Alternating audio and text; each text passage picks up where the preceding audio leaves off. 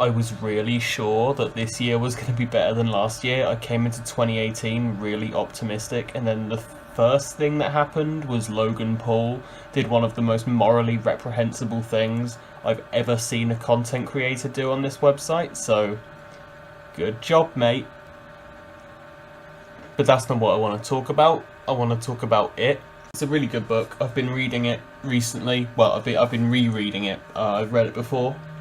I just couldn't remember anything that happened in it, so I'm reading it again. The film that came out last year was really good. I've seen it like a bunch of times. It is incredibly good, although it is lacking in a few areas because they've tried to condense this 1,000-page book down into 2 films. And I'm going to be talking about one of those ways, but yeah, the film is incredibly good and the book is even better. One of my favourite books. I specifically want to talk about Pennywise, the main villain of the book, and how it serves as a compelling villain, but less so in the film than in the book.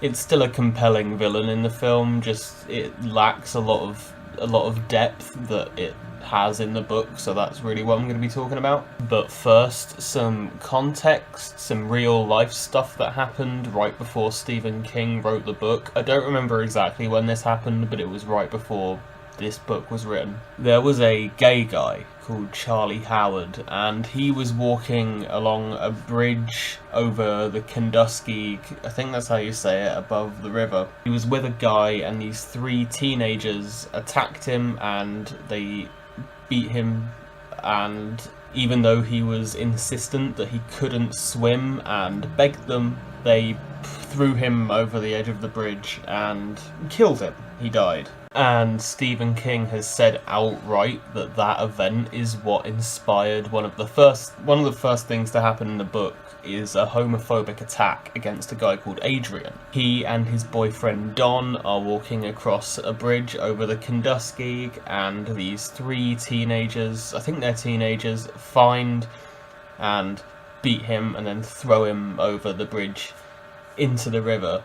And those of you who have a short-term memory might find that a bit familiar. The difference here is that after Adrian is thrown off the bridge, he is found by Pennywise, the villain of the book. And Pennywise, who feeds on fear and agony, devours this guy. He devours Adrian. He has a good old munch. And it's supposed to represent how Pennywise is the embodiment of true evil, and because he is participating in this homophobic act, it is supposed to show how homophobia, and especially violent homophobic acts, are the embodiment of true evil. There is another scene in the book, which is the thing with the black spot.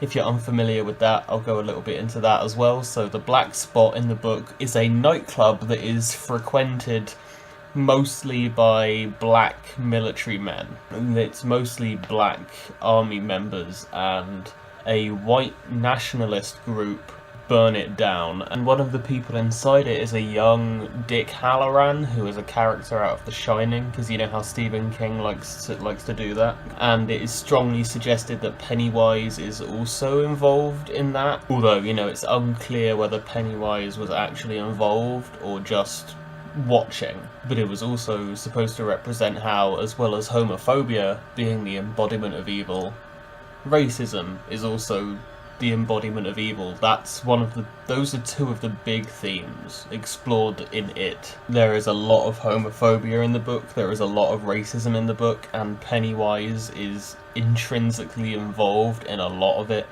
and it is to suggest that these prejudices and these hate crimes are the embodiment of pure, malicious evil.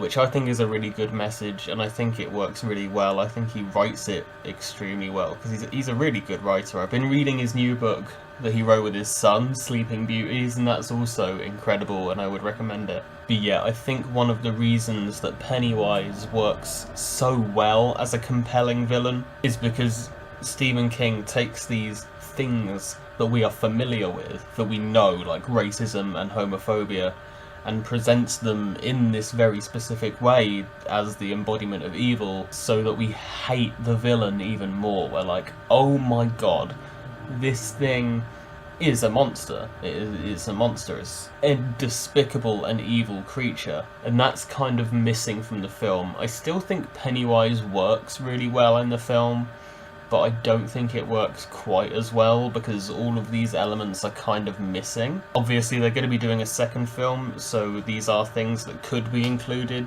later on, especially because the second one is going to be dealing with them as adults. It could deal with some much heavier themes, and so it could start to incorporate those elements. But so far they're missing, and the first film at this present time is all we have to go on, so I'm only going to be talking about that one, obviously. There's not really any homophobia at all in the film. I don't think there's even any allusions to any of the characters being LGBT.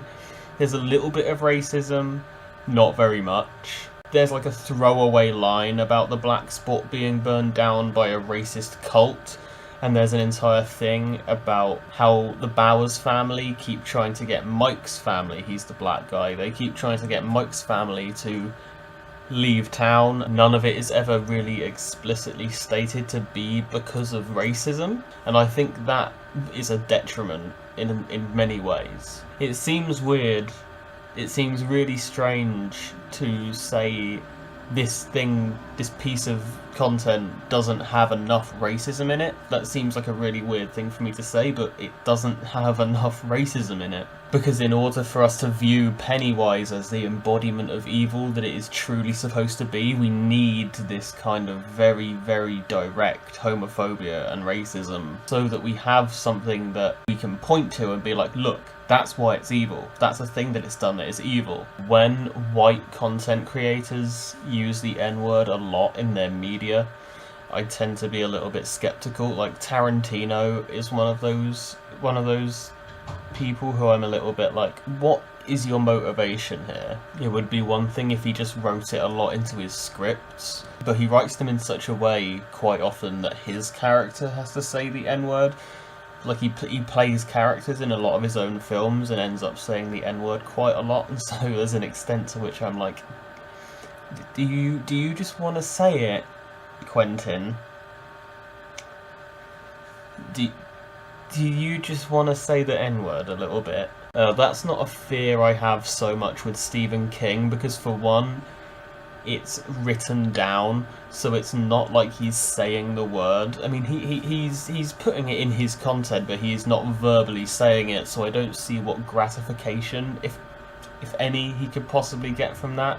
Like, if for whatever reason Stephen King does have this weird desire to use the N-word, I don't see how writing it down in a book is gonna satisfy that, but I'm a big fucking idiot, so I could be completely wrong. But also, in a book which is so very specifically framing racism as evil, I don't imagine he's putting the N-word in there for racist reasons, you know? But no, the N-word features in it, I don't know how many times, probably over 100 times, I'm not quite sure. Pennywise uses the word itself, a bunch of other characters do. It's very, very heavy-handed, but that's the point, and it works really well. And because the word has such weight, that really drives the racism home. Like, even though we see these racist events and racist attacks, just the use of the word really is another driving force that makes us go, oh wow, this is really bad. This is really bad. And I think there should have been a little more of that in the film. I don't think they should have used the N-word in the film necessarily, because you can achieve blatant racism without resorting to slurs, but I think they should have made it more blatant. I think they should have made it a lot clearer, because tying the events of the book to racism and homophobia specifically is one of the big themes. It's one of the main elements, and it's one of the reasons that we know that Pennywise is evil, and one of the reasons that Pennywise is such a compelling villain. And so even though Pennywise is still really good in the film and really cool and a really interesting and nuanced and, you know, well-rounded and well-written character, it lacks a lot of what it has going for it in the book. You know, there's never a point in the film, and I've seen it lots and lots of times now, but there's still never any point at which I'm like, that is pure evil. Like, a lot of the stuff it does in the film is bad, sure, like despicable, but never something that I would say is pure evil, and I think that's because it's lacking the outright bigotry that the book has. This is one of the only pieces of content I think that I would ever say should have more racism and homophobia in it. But I definitely think that it should have more of those elements in it, because that would make the character of Pennywise more interesting. It would make the character of Mike and the character of Henry Bowers, whose plot is very much linked with the whole homophobia aspect, it would make both of them a lot more interesting as well. But specifically in terms of Pennywise, I think it just would have been a much stronger character and a much more compelling villain if we'd had the homophobia and racism to attach to it, but we don't. That's all I really wanted to say, and I realised that I've started kind of repeating myself, so I'm gonna cut myself short. If you like this, feel free to like and subscribe. If you didn't like this, feel free to like and subscribe, and watch Wonder Woman.